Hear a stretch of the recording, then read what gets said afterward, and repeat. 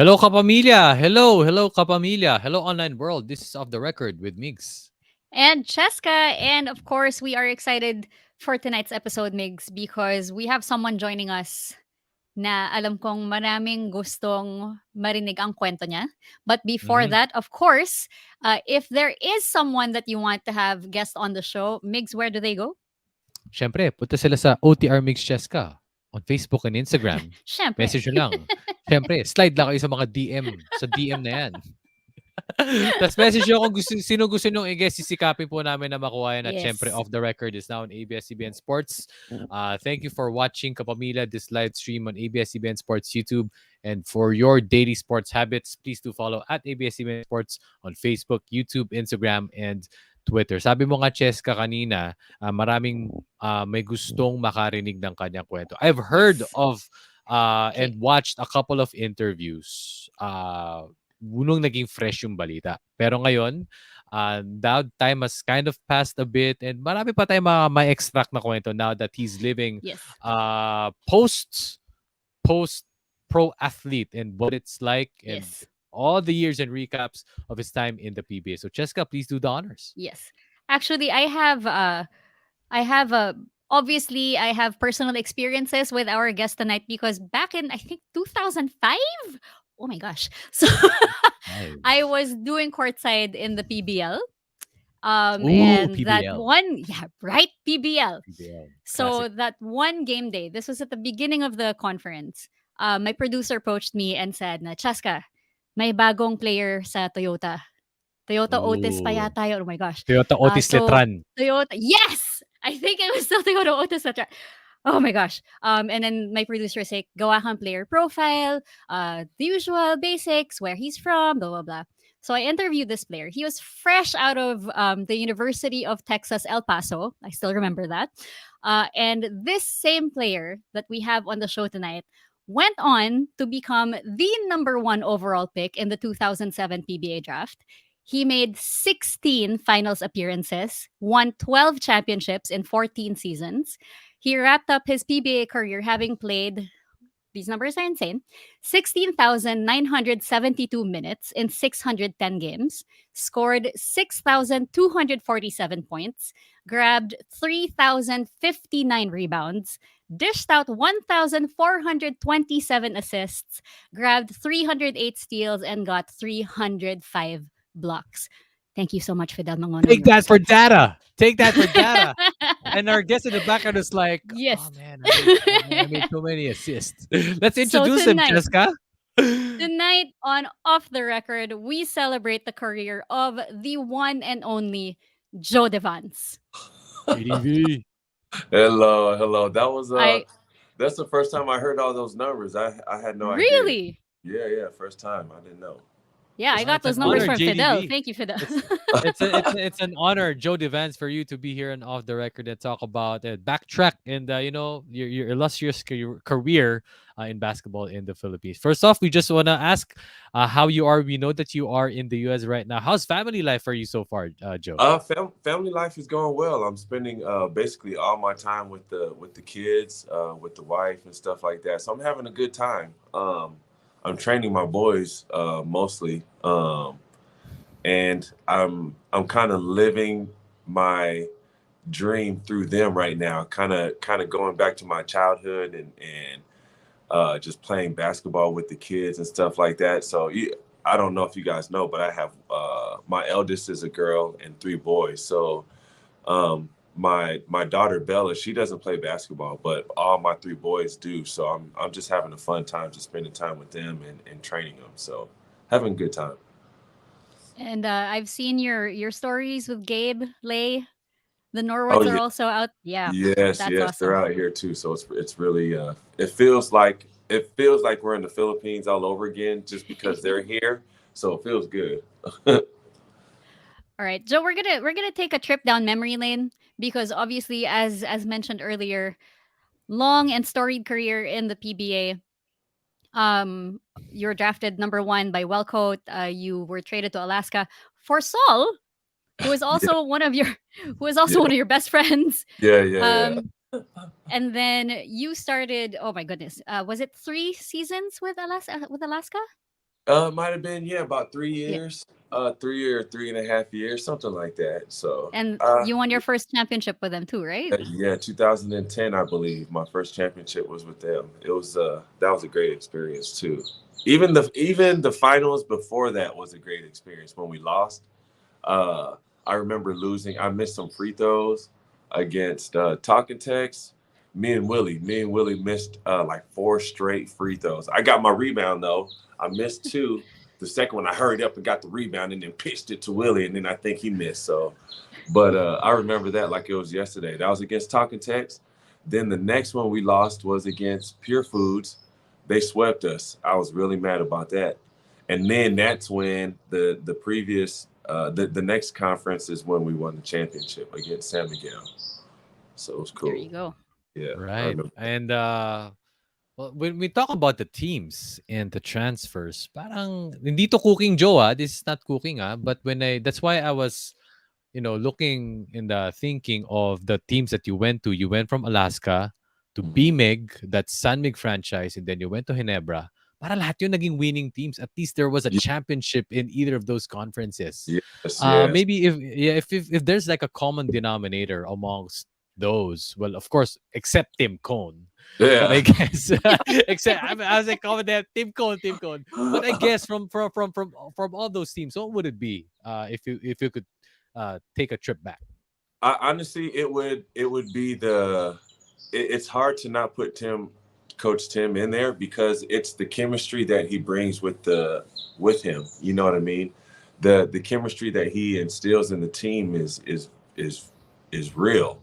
And that's why he kind of built me to be a chemistry guy, to be a selfless person, And again, I always tell people he teaches life through basketball, and I feel like how I play basketball is like my real life. I'm selfless. I'm looking out for everybody, and I feel like that's what kind of guided me and helped me throughout my career. So I would feel like that's the real common denominator. But you can't take Coach Tim out of that equation because that's what he brings to the table, and that's what he's taught me. So Right. All right. Now that we are talking about Coach Tim, because again, pretty much every chapter in your PBA career, Coach Tim was there. And I remember interviewing you on my show when you got traded to Ginebra, mhm. where you were supposed to be the new guy in Ginebra, but it turned out that you were pretty much one of the only guys who knew Coach Tim's system in and out by Right, that time. right, right. Um, when you look back at every single team that you've been on with Coach Tim, from Alaska to Sandig Coffee to Ginebra, um, do you remember what it was like when he was coaching you in every stage of your career? Oh yes, for sure. It was honestly, it was different teams. He treated me a little bit different. Like it was almost like we were growing together on each team, because Alaska Joe, he was just straight, just on me, in my face, constantly, like spitting in my face every day, Alaska Joe. every game. Alaska Joe, yeah, Alaska Joe scored a lot more points and was a little bit more aggressive. So he was more on me. He was on me, and I remember him. I just will never forget this. He told me at Alaska, he was like, Joe, I have to bring you down to so that when you come up, you'll come up to a higher level. You know what I mean? So he literally broke me down, and I mean that was probably the most. I don't want to say that was the most learning, but that's when the learning started with the chemistry, with the building of leadership and all of that, right? That's when it started. Then it really started to come into play when I went over to Pure Foods, to the San Mig Pure Foods group, and from there, that's when I really shined, because that's when I filled out I played 1 through 5. I led the team, started every game. And um that's when I really learned to be a team captain and a leader for Coach Tim. And then when I went to Ginebra, it was just full on. Like I'm basically like the extension of Coach Tim on the court. So it was it's pretty cool to think about the different stages from team to team that I've been on with Coach Tim and how he handled me on each team. It's really cool to think about it. I didn't really think about it until now, guys. Thank you. I want to ask about the roles, Joe. This Hmm. may be a basketball question or technical question for the fans, basketball fans that are watching, Hmm. because I don't remember. Well, at least in your earlier days with Alaska, or at least in the Pure Foods franchise, Hmm. when Coach Tim would set up the triangle, it's very similar to what Lamar Odom was doing with the Lakers. Right, right. There would be some positions that you would similarly do. What was it like running the triangle with your unique position? Right, you're a lefty. You're like Lamar. You would go to the post. Yeah, You would go outside. What was yeah, it yeah. like learning the craft from all I those years in the It triangle? was that was, oh my gosh, the triangle, guys, is like, it's still, to be honest, even though we stopped running the triangle as much later on in my career, um it's still, when Coach Tim first told me that he was going to stop running the triangle at Ginebra, I was like heartbroken. Was gonna I think I even cried for like 2 days straight. No, no, I'm just playing. Sorry, sir. Just to be clear, he mentioned that he was going to like temper it a bit, not run Yeah. it in Yeah, Ginebra. yeah, yeah, yeah. All right. He told me Yeah. straight up that he wanted the challenge of getting away from the triangle to see if he can do something else. And clearly, Right. it worked because we were still winning championships. I give a lot of credit to Coach Kirk because Coach Kirk and Coach Tim had a lot of meetings and a lot of kind of button heads a bit and to try to understand continuity, a free flowing offense, which Coach Kirk he was the one that kind of introduced it to us, and then Coach Tim kind of made it into his own a bit. So um, I took great pride in knowing and understanding just the little details in the triangle. And I don't know if I learned it fast because he kind of threw me in every position, but I don't know. For some reason, I don't really feel like it wasn't really hard for me to understand it. I'm not sure why, um, but if people can understand the little details that goes into it, they're I mean, it's almost like it's unlimited. All the options are unlimited. I absolutely love that offense. And if I were to coach, I would actually run that same thing just with a little twist. But um, I really, to be honest, my favorite position in the triangle was probably the point guard, just Mm-hmm. because Okay. because I was big, right, and then handling the ball, you know what I mean? Cut to the And corners too. Cut to the corners too. yeah, exactly. So I took great pride in running the team. And I felt like me playing the point guard, I could run the team playing the point guard. So it was a fun experience. It was a great time. Nice, nice. That's something that we don't commonly know Yeah. because you're a big guy, you're a 3 and a 4, you would normally play the post, the pinch, or but Hmm. when you would run the point, that's actually where you enjoy the most. So That's what. guys, Yes. yeah. So guys, new tidbit about Joe Devance in the triangle. Okay. I personally love that story because it's Thank something you. that you don't commonly hear. Yeah. Yeah, yeah, yeah. Right. I love playing the point guard. So Right. fun. All right. And of course, Joe, 12 championships. That's not, I mean, It was that tough. is not What's It was tough? hard. I'll tell you that. Very 12 tough. championships in 14 seasons. That is just not something that you hear uh, happening to people. I mean, there's something with you guys, for example, like LA, Mr. Iron Man, who hasn't missed a game in like, I don't know how long. Yeah, And then like there's you. 30 years. Yeah. He hasn't missed a game in 30 years. Dang. He's Iron 35, Man. ain't missed a game in 30 years. That's crazy. Shout out LA Tenorio. Hi, Shout Yeah, out. for LA. sure. Shout out to Tay Noakes. Um, and then there is something special about there's so much that's special about your journey. Oh, thank Because you. you're one of the very few players who actually got to it's every player's dream to win a championship. Right. And then you went on and got 12. So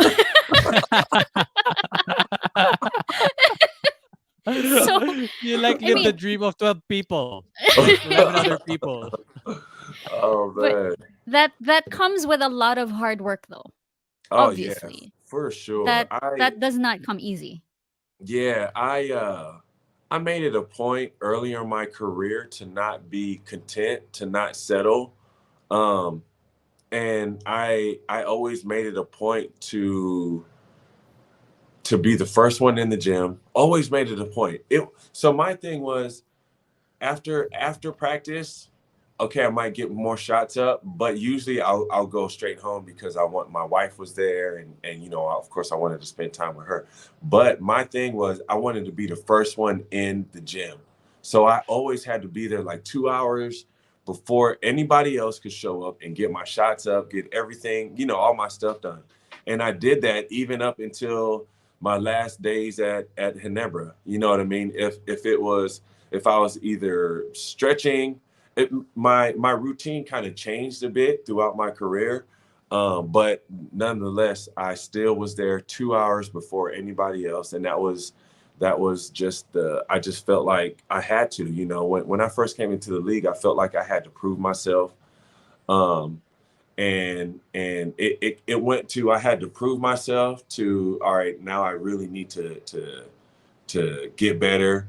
You know, now I really need to stretch. You know what I mean? So that was when I was older, a lot older. Like, all right, John, now I need 2 hours to stretch before practice. You know what I mean? So it's pretty crazy the evolution of a basketball player, and it's beautiful to see when they can go from you know, their first year all the way up until year 15 or whatever it was, and just see their process in that, you know. And fortunately, I was lucky enough to win 12 championships, and I had to sacrifice a lot. I had to sacrifice my body, had to sacrifice my time away from the family and stuff like that. But to be honest, me personally, I wouldn't change it for me. Now, if you ask me if I would want my kids to do the same thing, like to take all the shots and all the needles during the game and the injuries, I'd be like, probably not, you know. But again, for me personally, I wouldn't change it because I felt like I needed to do that to win championships for me, my family, my teammates and their family, coaches and all that, you know, for the fans. So I just felt like I had to do that stuff. All right. And of course, you already mentioned uh Bella, Jace, Jaden, Zeke, Monica, your whole family. Hmm. In all that time, your growing family. Like every year, a new kid would be sitting Yeah. in sitting behind the bench cheering you on. But without fail, your family was there. Oh They yeah. were cheering you on. They were supporting you like crazy. You gave me You the know, goosebumps. You gave me goosebumps. It was, man, dang. That you know, having my family and having my kids there meant so much to me, and that was one of the reasons why I wanted to have so many kids early, because I wanted them to understand, you know, what daddy did, what daddy was about. The I didn't know I was going to turn into a leader and turn into a captain and win 12 championships, but I knew I was going to work hard to try to get all that stuff. You know what I mean? And I wanted my kids to join me in that journey. And it was I'm going to get emotional just thinking about it. Dang. Um, I haven't really I haven't talked about this since I retired a while ago. So it's like, oh man, now I'm talking about it. Now I'm getting all emotional again. And and again, I'm living my dream through my kids right now, and it's just such a wonderful story for me when when I get older and just think about when me and Monica are laying there. I always feel like me and Monica are like the Notebook, and we're gonna die together, like holding hands and stuff in the hospital. Oh, You know, and then we're gonna talk about our kids when they're young and how we started and all that kind of stuff. You know, so it was really it was a thing for me to have my kids watch me while I was playing, and thankfully I was able to do that, bring them to the games. And a quick story too about that is with how COVID played and all of that, I was like, man, I do not want to retire with no fans. I don't want to retire without my kids and my family watching me. And it worked out perfectly, like just so perfect because my last game, yeah. we weren't sure if we wanted to get the kids a shot for the so that they can go to the games, but we ended up doing it, and luckily we decided to do that so that they could watch my last game. So it worked out perfectly, so it was good. All right. Well, since you already brought up the family, Joe, we got a little something to show you. Okay, what's this? Oh, shoot. Okay, What let's the- share the screen. Let's share the Yes. screen. And such a successful career in the oh PBA. The crap. kids and I are beyond proud of all of your success that you've done throughout these years. We are so excited for the next chapter, but we are also happy that we were able to do this journey together with you. We are so excited and proud of the person you have become, and we love you very much. Hi, Dad. We're so proud of you uh, on the game and all the championships that you've had and made, and we love you so much. And thank you for always giving it your all and always supporting us even if we did everything wrong. Thank you for teaching us, and every time we love you so much. Thank you. Thank you, Dad. Thank you, Dad. Thank you, Dad. thank you So guys. thank you, Monica, for helping us get that. It's the familiar background too, Joe. Familiar I know. background. Yeah. Exact I same wonder where background. that is. I wonder where that is. Oh, that Monica was was- cool. Thank you. Monica a was great like, he's always with us. Yeah, see, that's why I'm saying I spend all the time. We spend all our time together, literally. Like it's I feel like thank you for the video, by the way, that got me emotional. I just I feel like during my basketball career I did devote a lot of time um with for my teammates and playing basketball into my career. But at the same time, I still feel like I was a hands-on dad, at least as much as I could be. I still needed my rest and all that kind of stuff.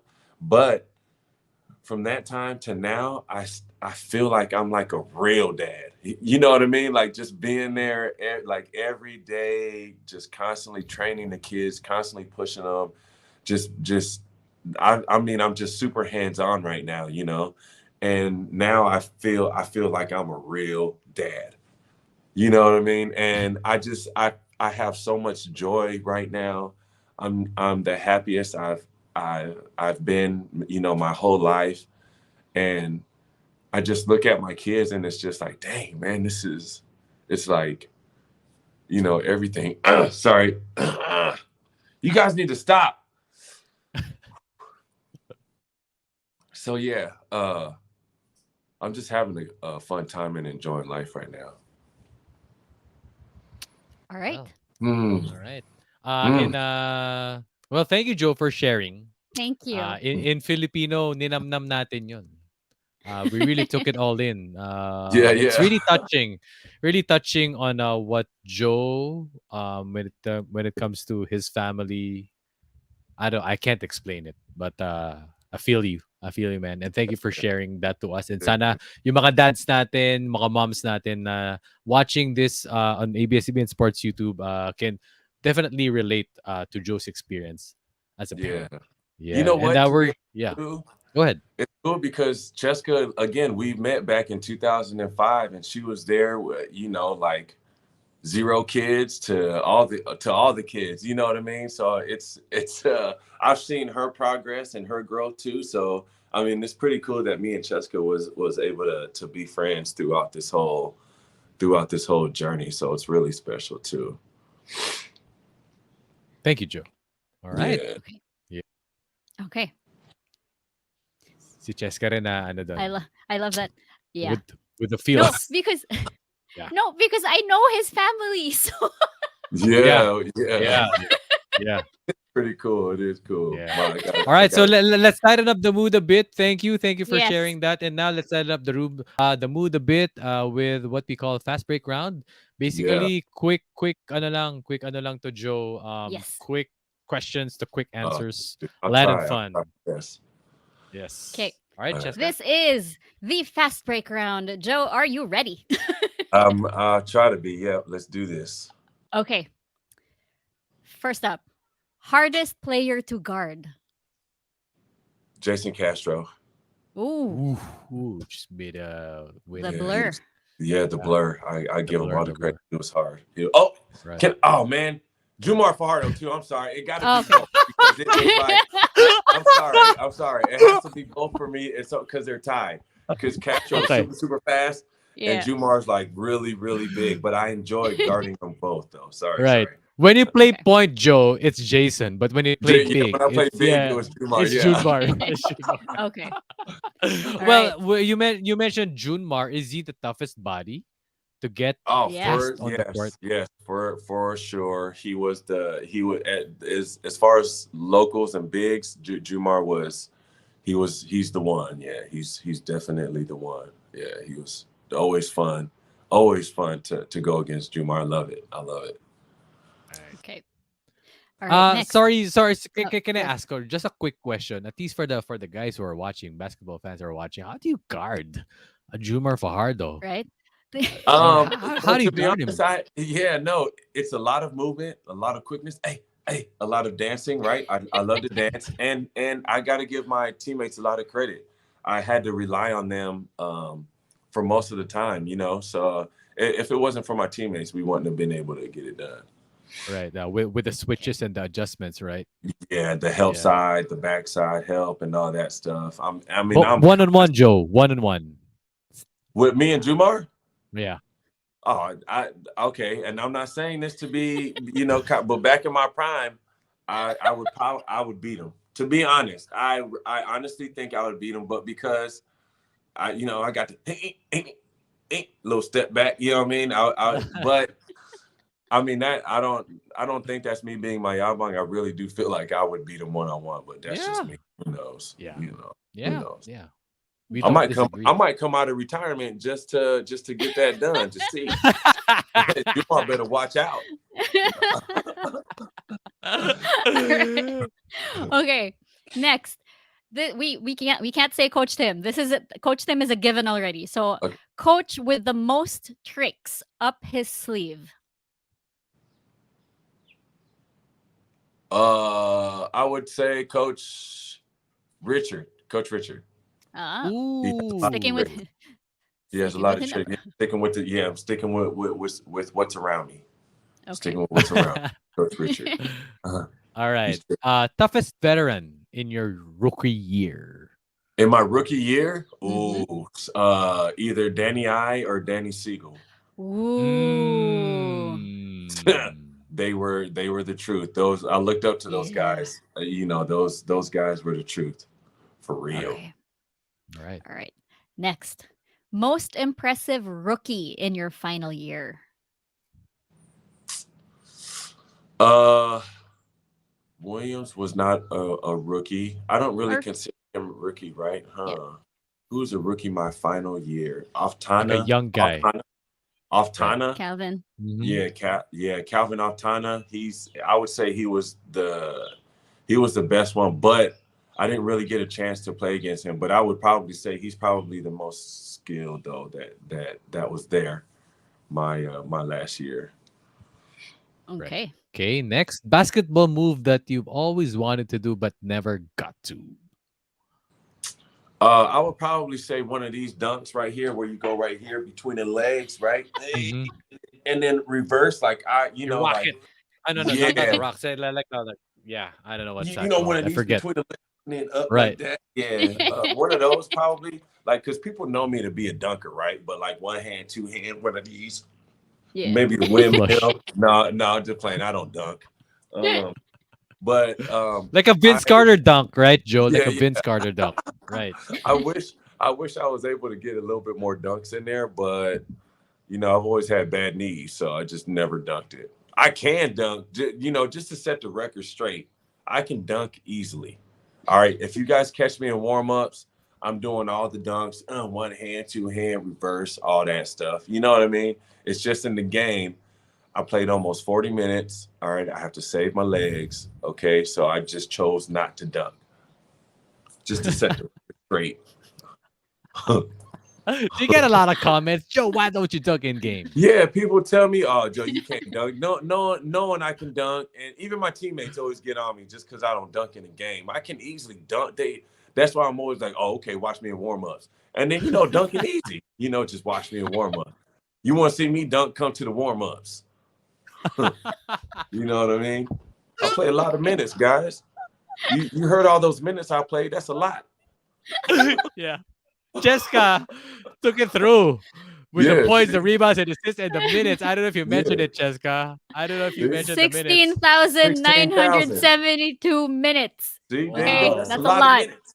That's a lot That's a of lot of minutes. minutes. Who wants to dunk it within those minutes? You know what I mean? Not me.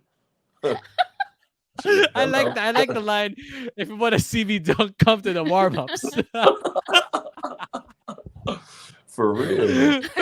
Yeah, all right. Okay, Okay. next. Okay. Signature move. Signature move, I would probably say a little step, maybe a step back or just a pull up three. That's my Mhm. signature. I'm lying. And one of these, the little catch, little quick hook. Like the rim will be somewhere all the way back there. I'm not even looking at it. Yeah. You know what I mean? As soon as they give it to me, I'm just hooking it all the way back there. I don't even have to That, look at the rim. I just catch, turn, and shoot. So I've that's been doing mastery, that. Joe. That's mastery. That's Yeah, mastery. yeah. I've been Right. doing that since college, and nobody was able to stop it. So Right. Nice, Okay. nice. Okay. Okay, so we have one in from shout out to Mackie from Team Mackie. ODR. Okay. Denzel Bowles free throws or Mm-hmm. Justin Brownlee buzzer beater. Oh shoot. Ooh. Well, they were both That's a good special. one, Mackie. That, Yeah. That's a that good yeah, one. that's a great question. Dang, that's tough. I would, because Justin Brownlee's shot it was like a Michael Jackson concert, right? With all the Yeah. lights and all that. Yeah. I'm pretty sure that's illegal. I'm pretty sure that was illegal, but I mean it was cool to be a part of. You know what I mean? Um, that was for real, like a U2 or Michael Jackson or like Elvis Presley concert with all the lights. It seemed like smoke started coming out and everything, and then the lights came on like a for real concert, and then Justin hit the three. So in that regards, that was really like that was one of the best. But with Denzel Bose's free throws, I was on the court when that, and just I remember like it was yesterday. Denzel was super emotional at the free throw line. Um, he didn't. I mean, I don't want to say he was nervous or anything like that, but he had just went to block a shot and he hurt his hand on the backboard because he tried to block it so hard, right?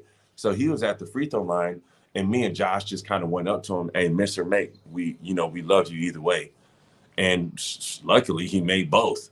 So, I mean, it worked out well. So it was for me. I was actually on the court when Denzel hit those free throws, and with Justin's shot, I was able to see the Mm. whole arena. You know what I mean? So it's hard to say. I can't pick, guys. That's a tough question. Well, just a fan's perspective, Joe. I watched that game live, Oh, and really? Good. I was sitting at Patron, maybe Uh-huh. row H or something, because I think that was I was coming off from a drive, and then I think by James, if I'm not mistaken, you couldn't Right. hear the whistle. Yeah, You were yeah, yeah. down to, you couldn't hear the whistle, and BMEC fans were like, when it hit the buzzer, oh no, the game's over. But then you see some referees, it's Yeah, like, calling the wait, foul. the Yeah. foul was called. The foul was called. So that was actually a lost game, Yeah, quote yeah, unquote. yeah. Yeah. Even the So how did that feel broadcasters, like?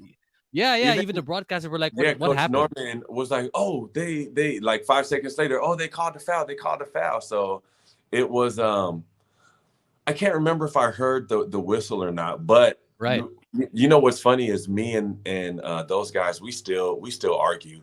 The talking text guys, me, JD was on that team, right? And now me and JD are like best friends, right? And we talk about that all the time. Me, Kelly Williams, Harvey, like, oh, was that a foul? Was that a foul? And Was it they a say, foul?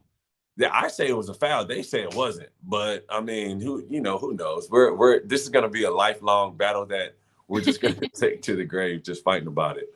It was a Did you foul. have They that called like? they called the Did foul. Did you have that like mini moment that, oh man, we lost the championship, and then few seconds later, oh, they called the foul. Yeah, no, was it? To be honest, I can't really remember what was going on because it was so the emotions was just so high.